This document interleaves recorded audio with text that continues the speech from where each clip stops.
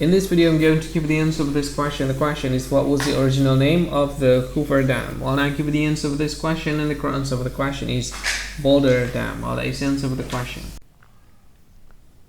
Hi, thank you so much for watching this video.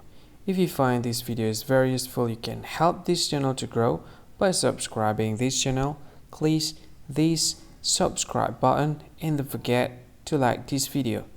And if you find this video is not really good, or you don't really like this video, or you kind of feel that it's a little bit offensive or something like that, you can click this one, dislike button. You can do that anyway. And if you want to share this video with your friend, you can share it by clicking this share button, and you can share it to any social media that you wish that is currently available at this time, like Facebook, Twitter, LinkedIn, and many others. Right? And if you want to add this video to your playlist, you can click this one. You can watch this video later, and you can find more options by clicking these three dots. And yeah, don't forget to subscribe. I think that's all of it. Thank you so much for watching this video, and see you again in another video. Bye bye. See you again.